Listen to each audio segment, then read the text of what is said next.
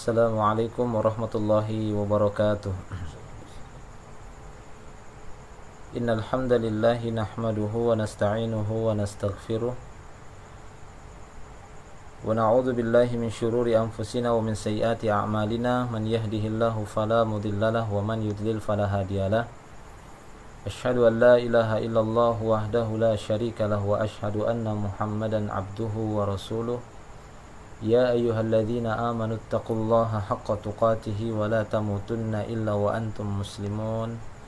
Ya ayyuhan nasu taqu rabbakum alladzi khalaqakum min nafsin wahidah wa khalaqa minha zawjaha wa batha minhuma rijalan katsiran wa nisaa'a wattaqullaha alladzi tasaaluna bihi wal arham innallaha kana 'alaikum raqiba amma ba'du. Wa inna asdaqal hadithi kitabullah wa khairal hadi hadi Muhammadin sallallahu alaihi wasallam wa syarrul umur muhdatsatuha wa kullu muhdatsatin bid'ah wa kullu bid'atin dhalalah wa kullu dhalalah finnar. Ma'asyiral muslimin, ikhwani fid din rahimani wa rahimakumullah jami'an. Alhamdulillah, kita bersyukur kepada Allah tabaraka wa taala atas segala karunia dan nikmah serta keutamaan yang masih diberikan bagi kita semua, sehingga pada malam hari ini kita masih diberikan kekuatan, masih diberikan keselamatan oleh Allah Subhanahu wa taala sehingga bisa menghadiri majelis ilmu ini.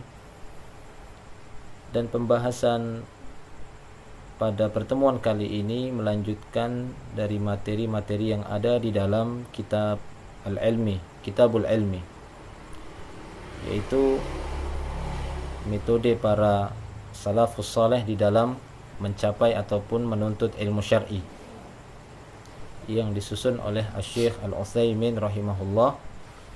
Dan kita masih membahas tentang adabu talibil ilmi, adab-adab bagi para penuntut ilmu, di mana kita telah memasuki poin yang kelima, al-amrul khamis,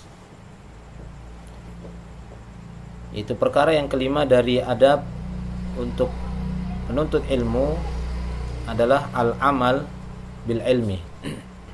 Al-amal bil ilmi, mengamalkan ataupun melaksanakan tuntutan dari ilmu yang sudah dipelajari. Mengamalkan ilmu seperti yang pernah kita sebutkan di dalam beberapa pertemuan, dari tujuan-tujuan mempelajari ataupun menuntut ilmu yang ini diperintahkan di dalam Islam. Tujuannya bukanlah hanya sebatas untuk mengumpulkan ilmu saja menjadi satu maklumat, sebatas hanya mengetahui sehingga seperti mendapatkan informasi saja. Akan tetapi tujuan thalabul ilmi, tujuannya adalah untuk amal. Itu untuk dilaksanakan, untuk diamalkan. Sehingga kata beliau di sini pada poin yang kelima ini, beliau mengatakan ayya'mala talibul ilmi bi'ilmihi aqidatan wa ibadatan wa akhlaqan wa adaban wa muamalatan. Seorang penuntut ilmu hendaklah melaksanakan ilmu yang sudah dia pelajari. Apakah itu berkaitan dengan akidah, ibadah, berkaitan dengan muamalah, akhlak ataupun adab. Jadi jangan memisah-misah ataupun memilih-milih. Ketika sudah mendapatkan ilmu, kemudian dia mengatakan yang penting akidah saya saja sudah. Kalau benar ya sudah. Tidak apa-apa kalau akhlaknya jelek, muamalahnya buruk, adabnya juga tidak perlu diperhatikan. Ataupun sebaliknya, hanya memperhatikan hal-hal yang berkaitan dengan muamalah. Yang penting muamalah bagus, akhlak bagus. Masalah akidah tidak mengapa, ibadahnya juga kacau-kacau tidak apa-apa, tidak seperti itu. Tapi kata beliau, seorang penuntut ilmu hendaklah melaksanakan ilmu yang telah dia pelajari, yang telah dia dapati, apakah itu berkaitan dengan akidah, ibadah, muamalah, akhlak, adab ataupun ahkam dan yang semisalnya. Kenapa demikian? Kata beliau, li'anna hadza huwa thamratul ilmi wa huwa natijatul ilmi. Karena sesungguhnya ini merupakan buah dari ilmu itu sendiri. Inilah hasil ilmu. buah dari ilmu dan hasil dari menuntut ilmu, natijatul ilm, itu amal. Wa hamilul ilmi kal hamili lisilahi. Seorang pembawa ilmu, dia seperti seorang yang membawa senjata. Imma lahu wa imma alaih.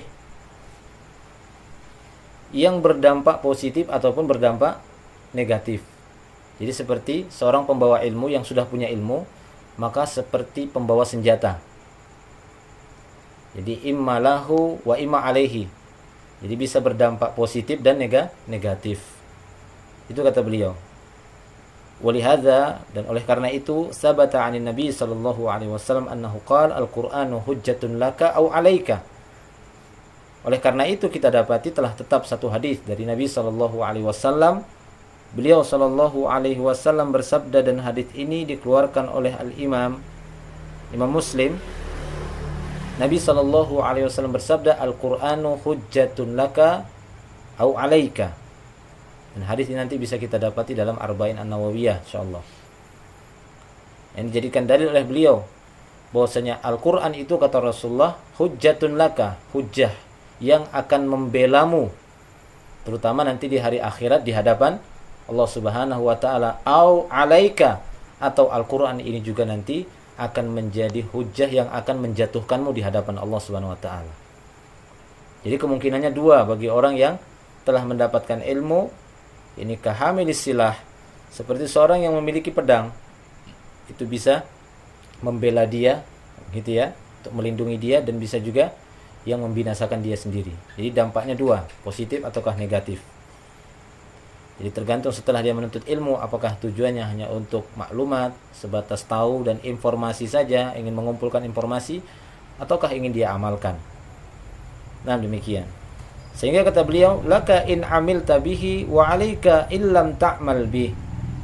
Ilmu yang telah kamu pelajari, jika kamu mengamalkannya, itulah yang akan membelamu. Dan ilmu yang telah kamu pelajari tidak kamu amalkan, dia akan menjatuhkan dirimu di hadapan Allah Subhanahu wa taala. Wa kadzalika yakunul amal bima shahha 'anin nabi sallallahu alaihi wasallam bitasdiqil akhbar wa imtithalil ahkam. Demikianlah amal itu dengan apa yang telah sahih dari Nabi sallallahu alaihi wasallam, bahwasanya yang termaksud amal ataupun mengamalkan, mengaplikasikan, mempraktekkan ilmu yang dimaksud di sini adalah tasdiqul akhbar wa imtithalul ahkam. Membenarkan berita-berita, kemudian melaksanakan hukum-hukum. Jadi ini termasuk yang namanya mengamalkan ilmu. Jadi yang namanya mengamalkan ilmu adalah tasdiqul akhbar. Membenarkan berita-berita yang datang dari Allah Subhanahu wa taala dan membenarkan berita-berita yang datang dari Rasulullah. Ada orang-orang yang mungkin menuntut ilmu, akan tetapi tatkala dia mendapati berita dari Al-Qur'an, dia mendapati berita dari Rasulullah, kemudian tidak dia terima berita itu. Kenapa? Tidak cocok dan tidak masuk akal katanya. Sehingga ditolak. Maka ini sama saja, ini bukan melaksanakan ilmu. Ini ilmu yang sudah dia ketahui, dia pelajari, kemudian dia buang, dia injak-injak sendiri. Nah, demikian. Maka ini tidak boleh seperti ini. Sehingga di sini beliau menyinggung bahwa yang namanya amal itu juga adalah termasuk membenarkan berita.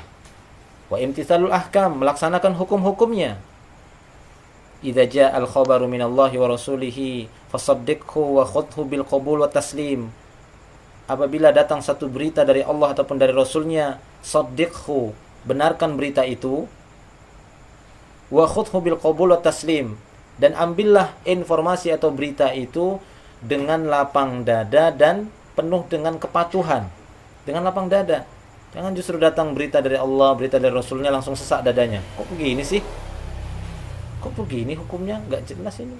Gitu ya. Nggak cocok ini dengan zaman seperti ini. Nah, demikian. Wala taqul lima wa kaifa, kata beliau. Jangan ketika berita itu datang, kemudian kalian katakan lima wa kaifa. Kenapa kok? Bagaimana begini? Kenapa? Jadi dipertanyakan hukum Allah Subhanahu wa taala. Berita-berita yang datang dari Allah dan Rasulnya dipertanyakan. Ini bukan termasuk mengamalkan ilmu. Fa inna hadza tariqatu ghairil mu'minin. Karena sesungguhnya cara seperti itu bukan caranya orang-orang mukmin. Ketika datang satu berita, dikoreksi duluan, interupsi duluan. Gitu ya, itu sama apa bedanya dengan iblis. Ketika datang perintah, interupsi duluan, bukan melaksanakan duluan. Ya, protes dulu. Loh, kok bisanya saya sujud sama Adam? Saya kan lebih baik dari dia. Saya kan dari api, dia dari tanah. Gitu ya. Jadi menggunakan akal terlebih dahulu daripada ketaatan. Enggak diterima dengan lapang dada, enggak pasrah dengan perintah-perintah Allah, dengan berita-berita dari Allah Subhanahu wa taala. Padahal Allah Subhanahu wa taala telah berfirman dalam surah Al-Ahzab ayat yang ke-36. Allah taala berfirman, "Wa ma kana lil mu'minin wal mu'minatin idza qadallahu wa rasuluhu amran ayakuna lahumul khiyaratu min amrihim wa may ya'sillaha wa rasulahu faqad dhalla dhalalan mubina." Kata Allah Subhanahu wa taala dalam surah Al-Ahzab ayat yang ke-36 ini, bahwasanya tidak pantas dan tidak layak bagi seorang mukmin ataupun mukminah, seorang laki-laki yang telah beriman, seorang wanita yang telah beriman, tidak pantas bagi mereka jika Allah dan Rasulnya sudah memutuskan satu perkara, kemudian mereka ingin mendapatkan pilihan-pilihan yang lain. Enggak, cari lainnya, ini enggak cocok. Enggak pantas bagi seorang mukmin dan mukminah seperti itu, kata Allah Subhanahu wa taala. Wa makana lil mu'min wal mu'minatin idza qadallahu wa rasuluhu amran, jika Allah dan Rasulnya sudah memutuskan satu perkara, ayyakuna lahumul khiyarah min amrihim, kemudian ada pilihan lain bagi mereka. Cari pilihan yang lain. Sudah jelas ayatnya begini, hadisnya inilah dia, hukumnya beginilah dia caranya, kemudian cari lagi cara yang lain. Ini enggak pantas seperti ini. Makanya diakhiri ayat ini dengan ya firman Allah, "Wa man ya'sillaha wa rasulahu faqad dhalla dhalalan mubina." Siapa saja yang bermaksiat, durhaka kepada Allah dan Rasulnya, maka sungguh dia telah tersesat dengan kesesatan yang jelas, kesesatan yang nyata.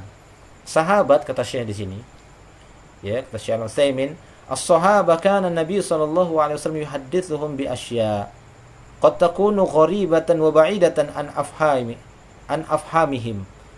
Para sahabat-sahabat Rasulullah, terkadang beliau sallallahu alaihi wasallam mengabarkan kepada para sahabat asya', yaitu perkara-perkara yang aneh.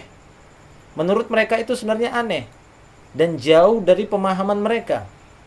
Tapi apakah pernah kita dapati di antara para sahabat ketika disampaikan oleh Rasulullah mungkin membacakan ayat Ar-Rahmanu 'alal 'arsy istawa, atau firman Allah yang lain, Inna rabbakumullah alladzi khalaqas sab'a inna rabbakumullah khalaqas samawati wal ardh tsumma istawa 'alal 'arsy, ataupun yang semisalnya.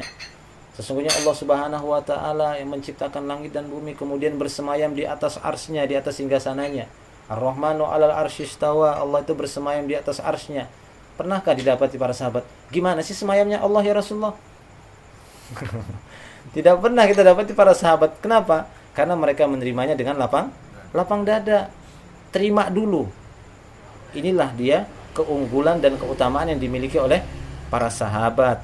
Sehingga di sini beliau mengatakan para sahabat ya adalah orang-orang yang pertama sekali mendapatkan berita-berita dan informasi dari Allah Subhanahu wa taala melalui Rasulullah.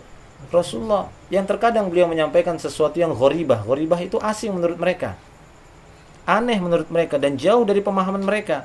Tapi pernahkah kita dapati di antara mereka tatkala mendapatkan informasi dari Rasulullah sallallahu alaihi wasallam kemudian mereka mengatakan, lima wa kaifa, kenapa begini ya Rasulullah, kenapa begini? Tidak pernah kita dapati para sahabat demikian. Bi khilafi ma alaihi al-mutaakhiruna min hadhil ummah, berbeda dengan orang-orang akhir zaman ini dari ya umat ini. Najidul wahid minhum idza hudditsa bi haditsin 'anir Rasul sallallahu alaihi wasallam hara aqluhu. Beda halnya dengan orang-orang sekarang ini, kata beliau. Apabila ya ini engkau dapati ada salah seorang di antara mereka, jika disampaikan satu hadis dari Rasulullah, maka langsung terbelit kepalanya, kan gitu ya. Langsung terbelit-belit. Maksudnya apa? Terlilit, mikirkannya, aduh gimana nih seperti itu. Ya, haro akluhu, langsung kacau balau akalnya juga. Kemudian engkau akan mendapati atau kita akan mendapati orang-orang yang seperti itu lebih mendahulukan akalnya, dan dia akan membawakan alasan-alasan yang tujuannya untuk menolak hadis hadis Rasulullah Shallallahu Alaihi Wasallam, sehingga terjadilah ya pembatasan ataupun dijauhkannya mereka dari taufik Allah Subhanahu wa taala. Bagaimana mereka mendapatkan hidayah? Bagaimana mereka mendapatkan taufik dari Allah Subhanahu wa taala? Kalau setiap berita dan informasi yang datang dari Al-Qur'an dan datang dari hadis, kemudian mereka koreksi terlebih dahulu. Mereka cocokkan dulu dengan akal ataukah ya, dicocokkan dengan akal, masuk akal ataukah tidak. Kalau tidak maka harus diperhitungkan ataupun ditolak, waliyadzubillah. Nah, demikian. Jadi ini tidak boleh seperti ini. Karena sungguhnya hidayah itu datang dari Allah Subhanahu wa taala ketika seorang insan mampu menerima apa adanya dengan lapang dada segala sesuatu yang datang dari Allah Subhanahu wa taala dan Rasulnya. Dan inilah yang dikatakan seorang mukmin yang sempurna, ketika dia tetap berpegang teguh dengan satu kaidah as-sam'u wa ta'ah, sami'na wa ata'na. Mereka mendengarkannya, ya, kemudian langsung mentaatinya, tidak mengatakan sami'na wa fakkarna, idza syi'na ata'na wa illa ya nu'aridu. Ya, tidak seperti itu. Tidak, kami dengar, pikir-pikir dulu. Ya, enggak seperti itu ya, pikir-pikir dulu. Kalau kami mau kami taati, kalau enggak ya tinggalkan. Tidak seperti itu, tapi didengarkan dan ditaati semampunya. Ya, semampunya di sini artinya dalam masalah pelaksanaannya. Kalau memang di sana dituntut, informasi itu menuntut untuk melaksanakan. Karena informasi dalam Al-Qur'an, di dalam syariat itu kan berbeda-beda. Tapi intinya yang paling awal adalah membenarkannya. Tasdiqul akhbar, itu kata beliau tadi. Membenarkan seluruh berita-berita yang ada di dalam syariat ini. Membenarkannya. Kalau memang nanti dapati ada informasi yang memerintahkan kita untuk melaksanakannya, barulah dilihat sejauh mana kemampuan kita. Nah, demikian. Nah, kemudian beliau di sini adribu lidzalika masalan. Aku akan memberikan satu contoh, kata beliau. Sabata 'anin Nabi sallallahu alaihi wasallam, itu telah tetap satu hadis dari Nabi sallallahu alaihi wasallam di mana beliau bersabda tentang turunnya Allah di sepertiga malam terakhir ke langit dunia. Turun, di sana disebutkan Allah turun. Yanzilu Rabbuna tabaraka wa ta'ala ila sama'id dunya hina yabqa thuluthul lailil akhir fayaqul man yad'uni fa astajiba lah wa man yas'aluni fa u'tiyahu wa man yastaghfiruni fa aghfir lahu. Hadis yang sahih diriwayatkan oleh Imam Bukhari dan Muslim. Rasulullah bersabda bahwasanya Rabb kita Allah Subhanahu wa taala akan turun ke langit dunia ketika tersisa sepertiga malam yang terakhir. Ya, ketika ditinggal sisanya sepertiga malam terakhir, ada sepertiga malam pertama, sepertiga malam pertengahan dan sepertiga malam terakhir. Karena malam itu dibagi 3.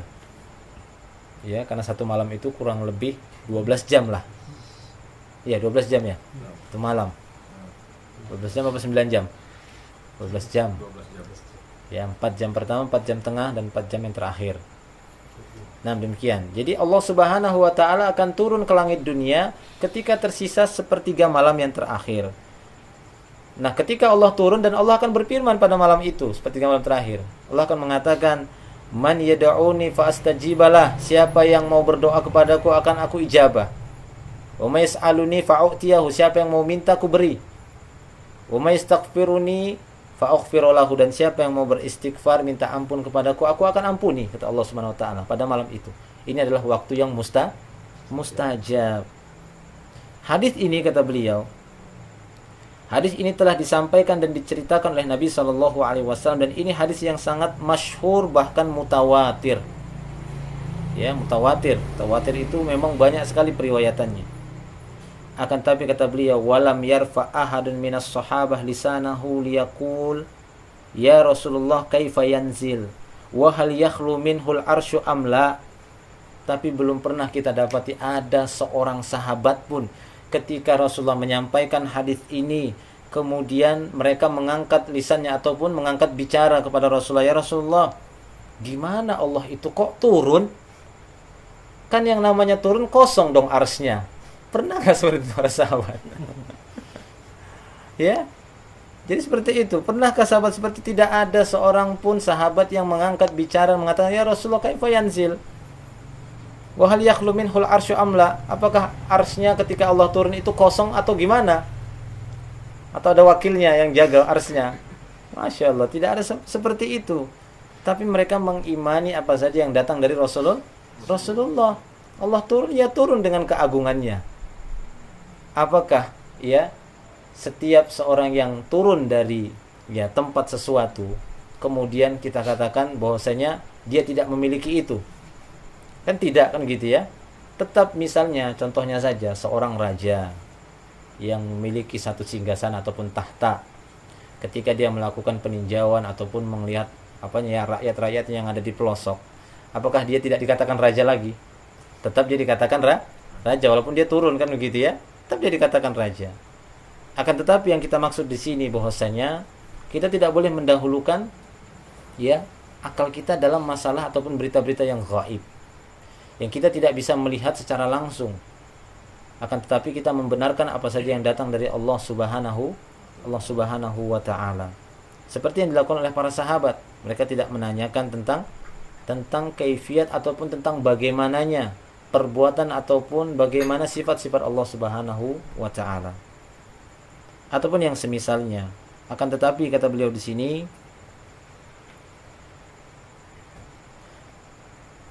kalian akan mendapati atau kita akan mendapati sebagian manusia yang mempermasalahkan ataupun memperbincangkan permasalahan semisal ini. Mereka akan menanyakan kaifa yakunu 'alal arsy wa huwa yanzil ila sama'id dunya.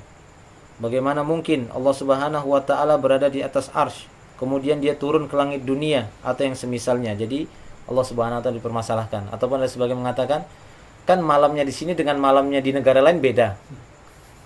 Setiap negara itu ada sepertiga malam terakhir. Repot dong, Allah turun-turun terus. Berputar terus gitu ya. Masya Allah.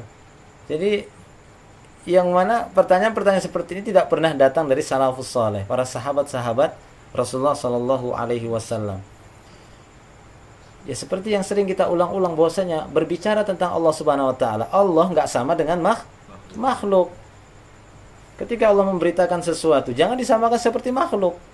Allah itu Khalik yang sudah dibatasi oleh Allah Subhanahu wa taala dalam Al-Qur'an, bahwasanya dia tidak sama dengan makhluk-makhluknya, tidak akan sama.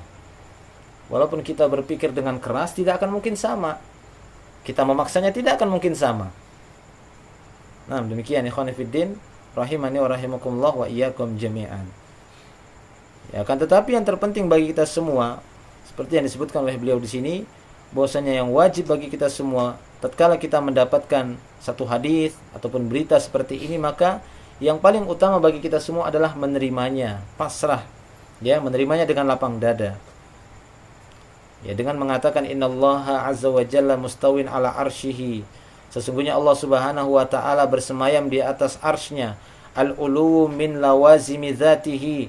Ketinggian itu merupakan kelaziman dari zat Allah Subhanahu wa taala. Jadi walaupun Allah turun ke langit dunia, tetap zat Allah itu tetap memiliki sifat ulunya, maha tinggi. Tidak serta-merta karena Allah Subhanahu wa taala menyebutkan atau Rasulullah menyebutkan tentang turunnya Allah dari ya ars kemudian ke langit dunia. Kemudian ya kita sifatkan ataupun kita misalkan, kita samakan dengan makhluk-makhluk Allah Subhanahu wa taala wal iyadzu billah. Jadi sungguhnya ketinggian merupakan kelaziman zat Allah Subhanahu wa taala, yanzilu kama yasha subhanahu wa taala. Allah Subhanahu wa taala turun dengan ya sesuai dengan kehendaknya, sesuai dengan keagungannya, bukan turun dengan ya ukuran pemikiran kita. Demikian. Jadi ini yang diingatkan oleh beliau di sini. Nah, jika kita telah menetapkan bahwasanya Allah Subhanahu wa taala maha tinggi, dia turun ke langit dunia dengan keagungan yang dia miliki. Nah, jika demikian, yang wajib bagi kita semua an natalaqi ma akhbarallahu bihi wa rasuluhu min umuril ghaib wa taslim.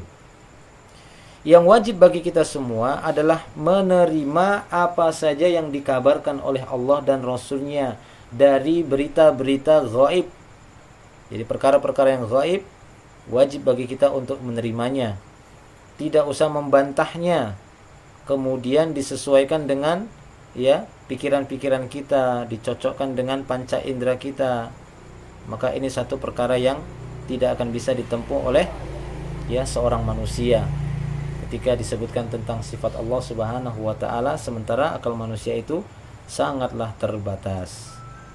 Nah, akan tapi berusaha untuk menerimanya dan tidak mempertanyakannya, cukuplah mengatakan shadaqallahu wa rasuluhu.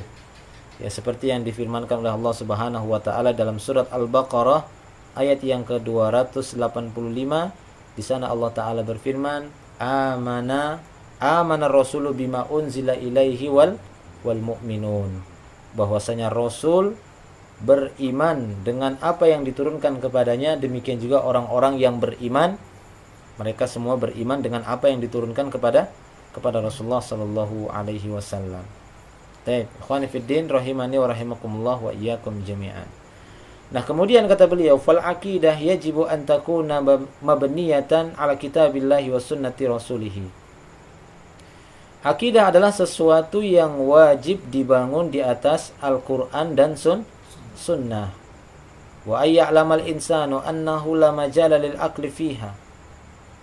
Dan hendaklah seorang insan mengetahui bahwasanya dalam masalah akidah tidak ada tempat bagi akal untuk ya merekarkannya ataupun untuk memikirkannya, itu tidak ada bagi akal. La aqulu madkhala lil aql fiha. Aku tidak mengatakan tidak masuk akal. Ini dikoreksi sama beliau.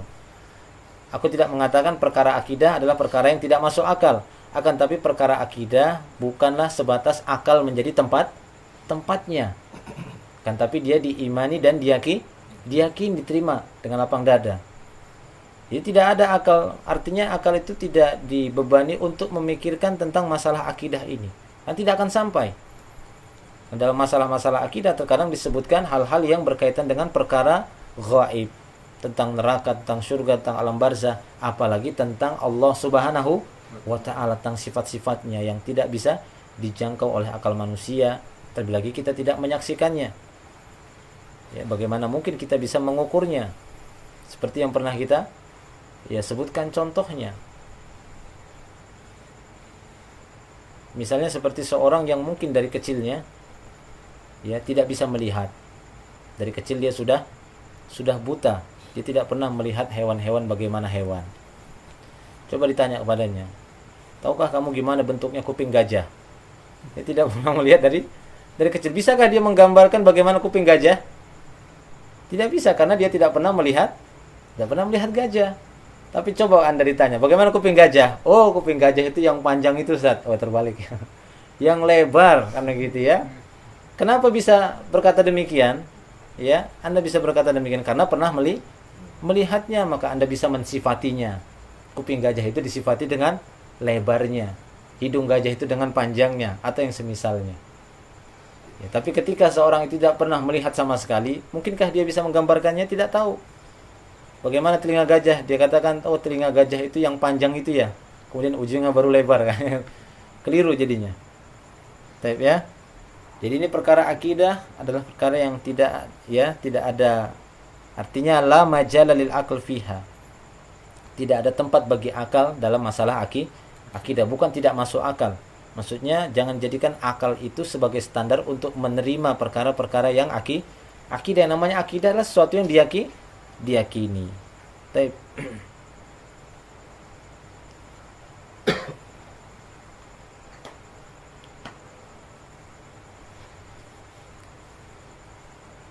Ya, sekalipun akal, kata beliau, terkadang meminta ataupun menuntut untuk memberikan perincian-perincian. Terkadang akal yang seperti itu, meminta dan menuntut supaya diperinci.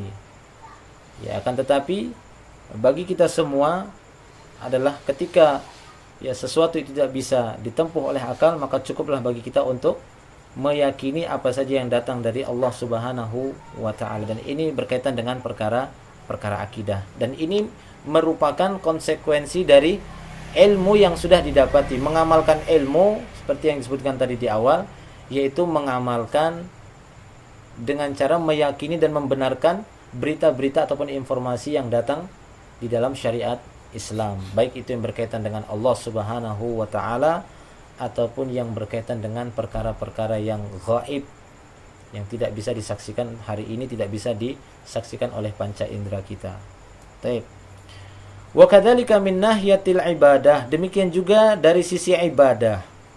Ata'abbudu lillahi, bahwasanya beribadah kepada Allah Subhanahu wa taala, kebanyakan di antara kita, wa kama ya'lamu katsirun minna annal ibadah mabniyatun ala amrayni asasaini, sebagaimana ya kita telah mengetahui bersama bahwasanya ibadah itu dibangun di atas dua perkara penting, dua perkara yang sangat mendasar. Amrayni asasaini. Apa dua perkara penting itu? Al-ikhlas, kemudian al-ikhlasu lillahi azza wajal, yang kedua al-mutaba'ah li sunnati Rasulillah sallallahu alaihi wasallam. Ini merupakan dua syarat ataupun merupakan dua ya asas yang sangat mendasar dalam masalah ibadah. Ya, dalam masalah ibadah. Karena ini berbicara tentang mengamalkan ilmu. Nah, ilmu itu berkaitan dengan akidah. Tadi sudah kita singgung bagaimana perkara akidah itu. Ya, secara ringkas. Kemudian ilmu juga di dalamnya itu terdapat perkara ibadah, dan ibadah seperti yang kita ketahui bersama kata beliau, bahwasanya ibadah itu dibangun di atas dua perkara penting, dua asas yang sangat penting, ikhlas dan mutaba'ah. Ya, ikhlas dan mutaba'ah. Maka jangan sampai seorang muslim melakukan perkara-perkara yang tidak disyariatkan di dalam Islam. Di dalam pelaksanaan ibadah, dia melaksanakan ibadah, akan tetapi bukan dengan cara-cara yang disyariatkan di dalam Islam. Makanya harus memenuhi dua syarat tadi, itu keikhlasan dan kecocokan dengan sunnah Rasulullah ataupun syariat yang diajarkan oleh Rasulullah sallallahu alaihi wasallam. Maka apabila kita mendapati di sana ada satu amalan, ya, ada satu amalan yang tidak datang dari syariat, penjelasannya apakah itu sebabnya tidak dijelaskan. Karena sebenarnya kata beliau di sini bahwasanya yang namanya ibadah di dalam Islam itu harus jelas sebabnya apa, bagaimana bentuknya, kapan waktunya, dan di mana tempatnya. Inilah dia ibadah. Ya, inilah dia ibadah. Adapun di luar itu semua tidak jelas sebab-sebabnya. Kemudian ya, begitu juga tempatnya ataupun waktunya ataupun bentuknya. Karena sesungguhnya yang namanya ibadah itu nanti akan didapati apa sebabnya itu dilakukan. Karena sebab-sebabnya itu mungkin ya boleh jadi karena masuknya dia ke dalam masjid. Ibadah itu terjadi karena dia telah berwudu. Ibadah itu terjadi karena dia telah memiliki harta sekian, ada kadarnya. Ibadah itu terjadi karena ini, karena itu, ada sebab-sebabnya. Jadi jelas. Oleh karena itu jika tidak diketahui sebabnya, maka sungguhnya ini bukanlah ibadah. Ya, ini bukanlah ibadah. Ataupun diketahui sebabnya, ya, diketahui sebabnya, namun bentuk ibadahnya itu dengan caranya sendiri, bukan dengan cara yang datang dari syariat, ini juga tertolak. Nah, demikian. Karena sesungguhnya asal hukum ibadah seperti yang kita ketahui bersama, bahwasanya asal hukum ibadah adalah perkara yang terlarang sampai datangnya dalil yang menjelaskannya. Dan di sini beliau membawakan firman Allah Subhanahu wa taala dalam surat Asy-Syura ayat yang ke-21, am lahum syuraka syara'u lahum minad din man lam ya'dzan bihillah. Apakah mereka manusia-manusia itu punya sekutu-sekutu selain Allah yang membuatkan untuk mereka syariat untuk menandingi syariat Allah yang tidak pernah diizinkan oleh Allah Subhanahu wa taala. Jadi ibadah itu harus jelas. Sebabnya apa? Bentuknya gimana? Kapan waktunya dan di mana tempatnya? Demikian juga hadis dari Rasulullah sallallahu alaihi wasallam, hadis yang sangat masyhur. Beliau sallallahu alaihi wasallam bersabda, "Man amila amalan laisa alaihi amruna fahuwa raddun." Siapa saja yang melakukan satu amal yang tidak ada perintahnya, ya, laisa alaihi amruna, tidak ada perintah kami atas amalan itu, fahuwa raddun, maka amalan itu akan tertolak. Nah, jadi ini satu perkara yang sangat jelas bahwasanya yang namanya amal di dalam pelaksanaan ibadah, melaksanakan Ya, ilmu yang berkaitan dengan ibadah, dan ibadah itu harus jelas ada keterangannya dari syariat, karena sesungguhnya Allah Subhanahu wa taala menuntut manusia untuk mengamalkan ilmu yang telah datang dari Allah Subhanahu wa taala dan sesuai dengan syariat Allah Subhanahu wa taala. Baik, ikhwani fid din rahimani wa rahimakumullah wa iyyakum jami'an. Nah, di sini beliau sedikit menyinggung, adapun jika engkau mengatakan bahwasanya aku ikhlas dan keinginan ya diriku adalah ingin mendekatkan diri kepada Allah Subhanahu wa taala. Turidul wusul ila karamatihi. Adapun sebatas engkau mengatakan bahwasanya aku ikhlas, yang aku inginkan adalah aku ingin mencapai derajat yang tinggi, ingin mencapai kemuliaan di sisi Allah Subhanahu wa taala, akan tetapi engkau melaksanakannya bukan dengan cara yang disyariatkan. Cukupkah hanya sebatas ikhlas saja? Tidak cukup, karena sungguhnya banyak sekali kita dapati di antara manusia. Mereka hanya beralasan dengan niat ikhlas saja, tanpa harus mengikuti tata cara di dalam syariat Islam. Adapun caranya, mereka menganggap bahwasanya siapapun boleh, ya, diperbolehkan untuk melakukan jenis ibadah apapun, yang penting ikhlas. Apakah pernah yang seperti ini kita dapati dari Nabi SAW? Jelas tidak. Kita akan buktikan di dalam beberapa kejadian di masa Rasulullah SAW. Di antaranya adalah ketika Nabi SAW mendapati ada seorang laki-laki yang sholat namun tidak sesuai dengan syariat. Apa itu? Dia tidak tumakninah. Ini sesuai syariat atau tidak? Tidak sesuai dengan syariat. Ketika dia selesai, dia datang pada Rasulullah. Rasulullah mengatakan, "Sholli fa innaka lam tusalli." Ulangi salatmu, kamu belum salat. Salat lagi dia. Ya, tidak tumakninah, balik lagi, ulangi sampai 3 kali. Maka dia pun nyerah. Ya, dia pun nyerah. Apakah kita dapati Rasulullah SAW ketika mendapati dia tidak sesuai dengan syariat, enggak tumakninah, kemudian Rasul mengatakan, "Apakah kamu ikhlas atau tidak?" "Ikhlas ya Rasulullah." "Ya, ikhlas ya sudah kalau ikhlas." Tidak hanya sebatas niat ikhlas saja, tapi sesuai enggak dengan syariat. Kalau enggak cocok, ya ulangi, batal itu, ulangi. Walaupun niatmu ikhlas, kan itu maksudnya. Kalau cuma sebatas ikhlas saja, maka enggak perlu Rasulullah memerintahkan dia untuk mengulangi sholatnya. Seorang yang telah berwudu, Rasulullah mendapati di kakinya ada satu besar lum'ah, itu ya. Jadi seperti benggolan.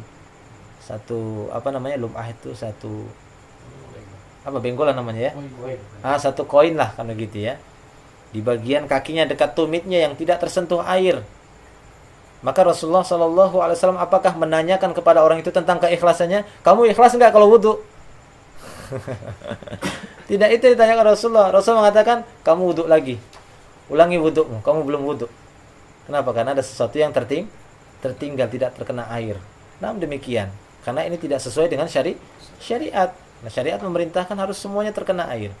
Nah, demikian ya ikhwan fillah rahimani wa rahimakumullah wa iyyakum jami'an. Jadi jangan sampai syaitan itu menghiasi amalan buruk ya seseorang sehingga dia menganggap itu adalah amalan baik. Hendaklah terus mengoreksi amal-amal tersebut. Yang menjadi timbangan di sini adalah timbangan syariat, bukan hanya sebatas perasaan dan keinginan ingin mendekatkan diri kepada Allah. Yang penting kan niat kita ikhlas, niat kita baik, niat kita untuk mendekatkan diri kepada Allah Subhanahu wa taala, dan ini merupakan alasan yang banyak dibawakan oleh orang-orang yang tidak paham dalam masalah ini. Yang hanya bersandar dengan keikhlasan saja. Padahal tidak demikian. Keikhlasan saja tidak cukup, harus disertai dengan sesuainya amalan itu dengan cara-cara yang sudah diajarkan oleh Rasulullah sallallahu alaihi wasallam. Sehingga beliau di sini membawakan firman Allah dalam surat Fatir ayat yang ke-8 tentang orang-orang yang telah dihiasi amal buruknya dan dia menganggap itu baik. Nah, ini dia. Allah Subhanahu wa taala berfirman, "Afaman zuyyina lahu su'u amalihi fara'ahu hasanan." Samakah ya orang-orang yang telah dihiasi oleh syaitan amalan buruknya ini dan dia melihat amalan buruknya ini baik, samakah dengan orang yang tidak demikian? Jelas tidak sama. Jadi ada orang-orang itu su'u amalihi, amalannya itu jelek sebenarnya, tapi dihiasi zuyina. Maksudnya di sini dihiasi oleh Syaitan menghiasinya. Fara'ahu hasanan, dia pun menganggap, bagus kok sudah amalanku. Mana sih salahnya? Masa berzikir aja salah? Ngawur itu orang. Masa saya berzikir malam Jumat, mengucapkan la ilaha illallah 100 kali, goyang kepala kanan kiri dibilang salah. Kan gitu ya. Ya, dia menganggap ini adalah suatu yang benar. Niat saya kan ikhlas, dan yang saya sebut juga la ilaha illallah. Apa salahnya? Ya, dia tidak salah, bukan kesalahan dia bukan karena ya dia benar, niatnya itu ikhlas benar. Kalimatnya juga benar, la ilaha illallah. Cuma caranya tidak benar, karena ya tidak bisa mengkhususkan waktunya seperti itu. Tidak ada dari Rasulullah SAW mengkhususkan harus malam Jumat dengan jumlah sekian, kan gitu ya. Itulah dia namanya ibadah. Dikaitkan, terkadang berkaitan dengan jumlah, waktu, tempat, kan gitu ya. Bentuknya gimana, sebabnya apa. Ya, ini pernah kita jelaskan di dalam hadis Arba'in An-Nawawiyah. Insyaallah di sana bisa di murajaah kembali. Wallahu a'lam bishawab. Nah, kemudian demikian juga ya, wa kadzalika la budda ay yakuna 'amilan bi amalihi fil akhlaq wal muamalah.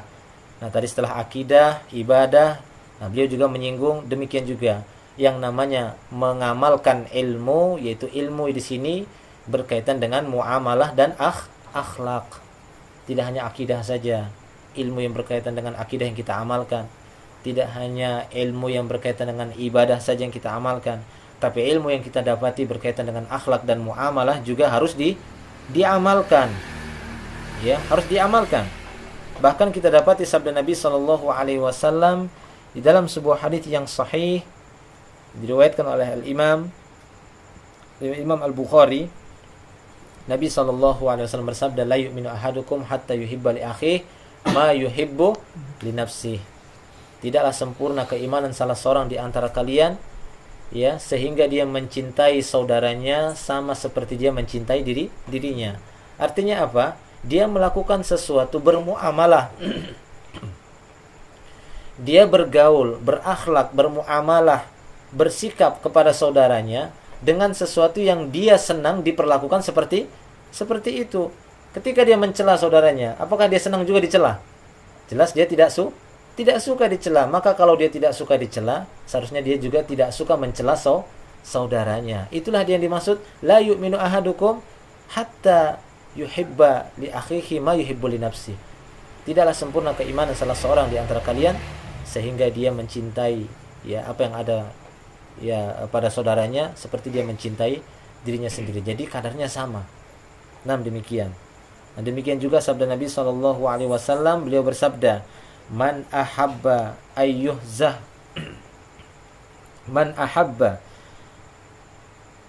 ayyuzahzaha 'anil nar wa yadkhulal jannata falta'tihi manituhu wa huwa yu'minu billahi wal yawmil akhir wal ya'ti ilan nasi ma yuhibbu ayyuta ilaihi.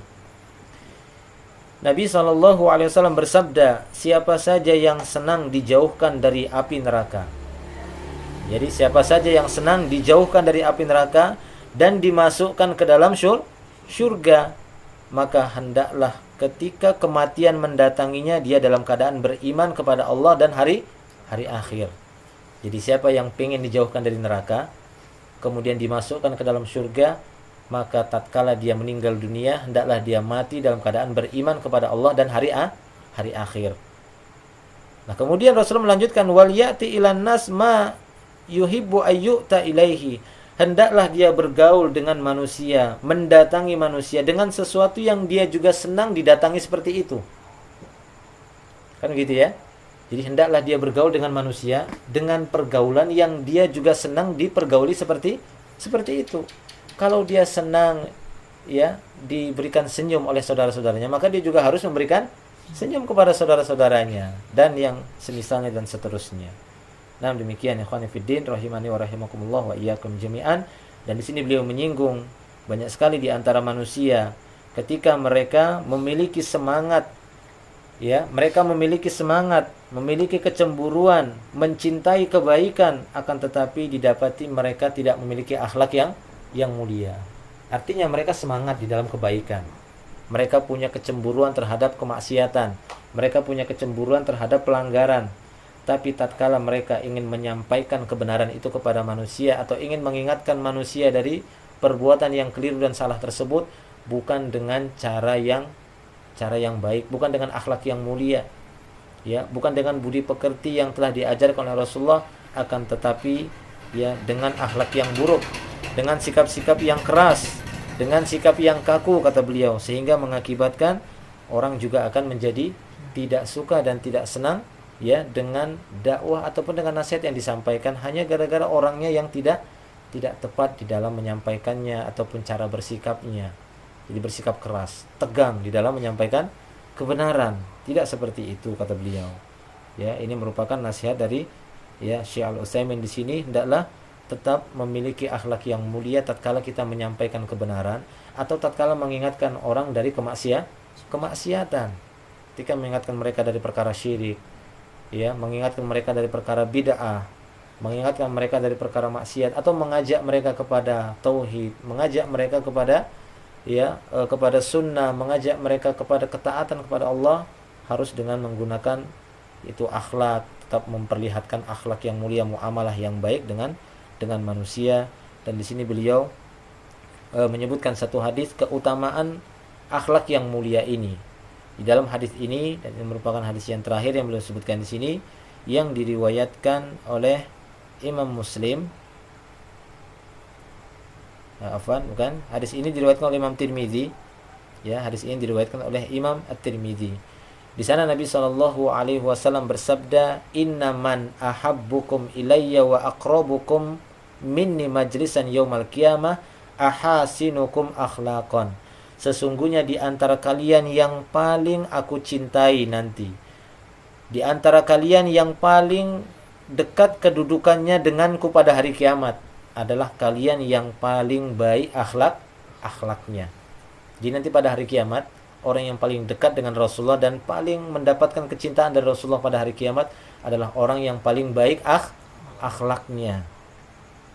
Wa inna abghadakum ilayya wa ab'adakum minni yaumal qiyamah. Adapun sesungguhnya orang yang paling dibenci di sisiku nanti pada hari kiamat dan paling jauh kedudukannya dari diriku pada hari kiamat adalah as-sarsarun wal mutasyaddiqun wal mutafaiqihun. Adalah as-sarsarun. Sarsarun ini